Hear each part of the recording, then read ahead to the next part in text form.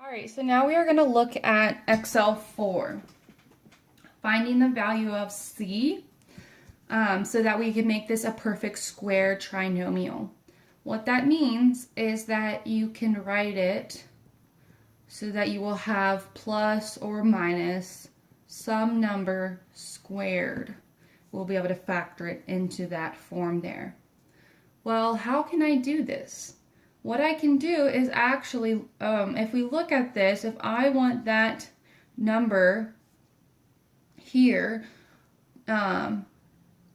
if I divide that in half, I know that when I take the half of 28, I get 14, and 14 times 14 is 196.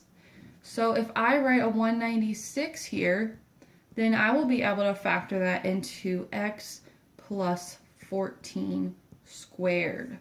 So that means that C would be 196. So if we look at the pattern here, every time we're going to take this number, that's B. Remember A, B, C. So what we're doing is we're taking B, we are dividing it by 2, and then we are squaring it. Okay, yeah, it's another formula, but just think of it, I know this has to be half, because then it's just going to be the repeated factor here, and it will add, I mean it's double, so 14x will give us the 28x, and then it's this number squared, because now I'll have that number times itself. So using that pattern here, I take half of 22, which is 11, it is negative here, but I square it, which will make it positive. So this value would actually need to be 121, and that would mean it would factor into r minus 11 squared. Okay, so using this idea, we're going to solve this equation by completing the square. So I take half of 13 and I square that. Okay, I don't even want to convert that to a decimal. So I'll just square both of those numbers because I know what those values are. Okay, so now that has to be my C value. So I'm going to have to add that in right here. But remember what we always said, whatever you do to one side of the equation, you do to the other side. So we're going to add it to both sides of our equation. G squared plus 13g plus 169 over 4 equals 140 plus 169 over 4. Okay, so when I factor this, this will give us g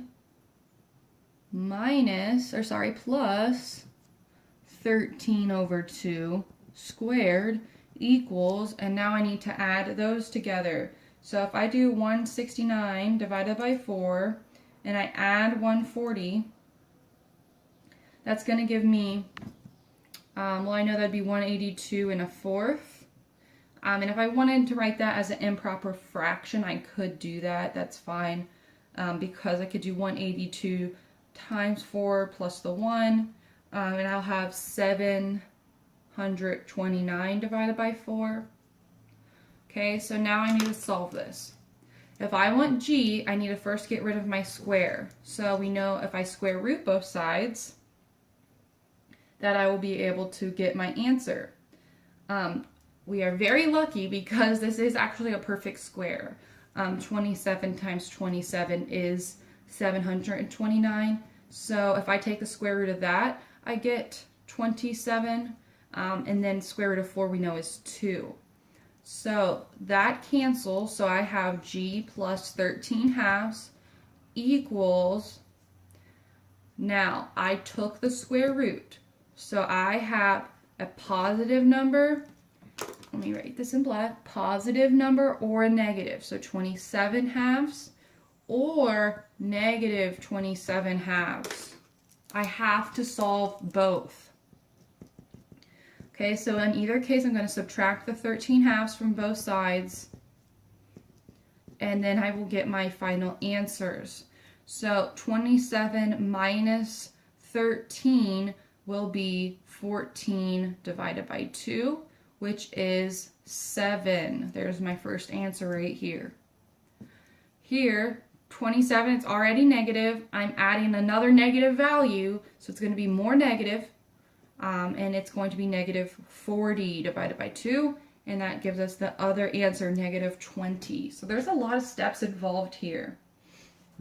Okay, now the next one, solve the equation by, again, completing the square.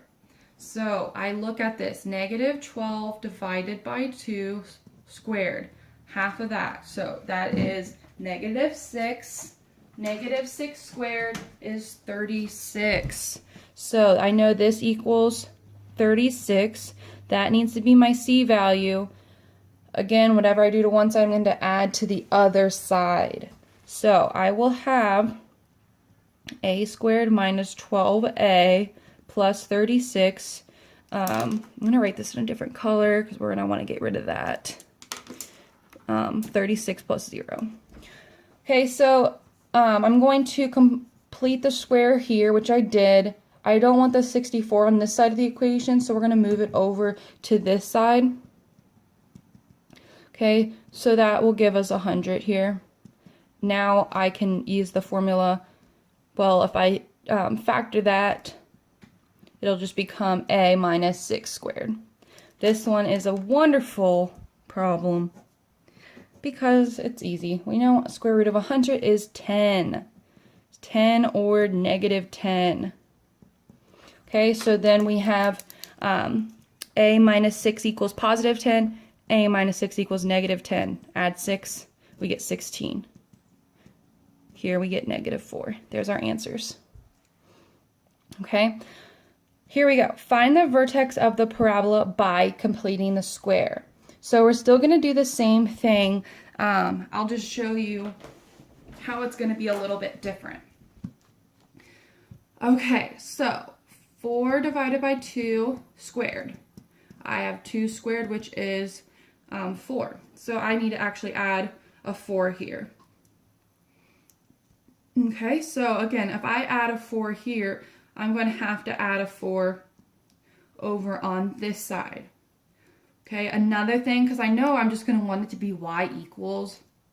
Instead of adding 4 on that side, what if I did this? Subtract 4 on the same side of the equation. Is that okay? Well, yeah, because 4 and minus 4 is 0. I'm adding 0 to this equation. It doesn't change anything. It's just like adding nothing. So I have x squared plus 4x plus 4. I can go ahead and put those together. Negative 9.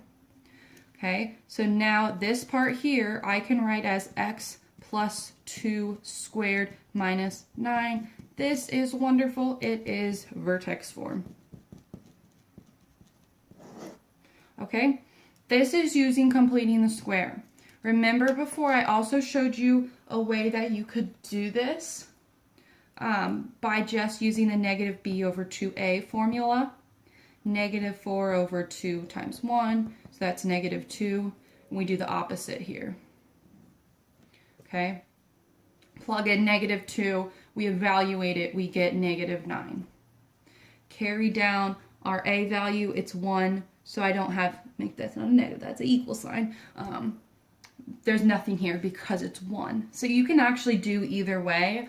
And then remember this term inside the parentheses, this is going to be opposite sign. So my vertex is negative 2, negative 9. Okay, so let's look at some more examples here. Okay, so we have a painting here. They give us the dimensions. The area is 360. Yes, it's a word problem. However, it's still the same thing. This times this, 2x plus 3. Distribute 2x squared plus 3x. I want to get this on that side, so I'm going to subtract it from both sides. Now I can graph it, find the answers. That's going to be really hard because it says simplify and round, so it's going to be a decimal, which we can't really get that from our table of values. We could always, on our calculator, we could do that second, count our zeros, and get the decimal answer that way. The other step would be to complete the square. But again, that's going to be pretty involved as well. But let's just look at it. So if I complete the square here, I have to get out this 2. So I'm going to have to factor that out first. Half of 300 is 150, plus 30 is 180. And then I'm going to have to complete the square now. So 3/2, I'm taking half of that. It's like dividing by 2 again, which is 3/4. And what happens now is I have to square that, and I get 9/16. See how this is going to get awful. In this case, it's just going to be so much easier just to use our calculator. Again, looking at the graph, it's going to open up. It'll be something like that, and just calculating what this value is. Okay, so again, if you're more interested in the rest of this, you can certainly come ask me, but it's just going to be ugly with all of those fractions. We might as well stick it to the easy method here and just use second calc our zeros. This would be our left bound. This would be our right bound. And then we would hit enter for our guess. Okay, but let's stick to these ones here now. Complete the square we can do easily. 2 divided by 2 is 1. 1 squared is 1. So I'm going to add 1 to both sides. X squared plus 2x plus 1 equals 25. This is a super quick problem. Plus 1 squared equals 25. Square root both sides. Plus or minus. So x plus 1 equals 5. X plus 1 equals -5. Subtract 1 on both sides. I get 4 and -6, and I'm done. Easy. And I would pick that one because there is an answer. Okay, this one we're going to have an example where there's no answer. And the reason why that is, if we do our formula here, so we get that squared, 9/4. If we add that to both sides, 9/4 equals -9 plus 9/4.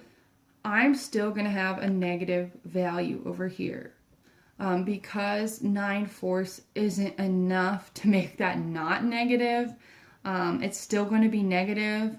Looking here, again, we have terrible, terrible decimal numbers. So the easiest thing here is just going to be add 19 over so that it equals 0. Type this in your calculator, and you will be able to calculate what your zeros are. Okay. Here, again, similar thing. We're going to subtract 15 on both sides. 5n squared minus 4n minus 25 equals 0. Type that in our calculator and find those as well, rounding to the nearest hundredths value. Okay?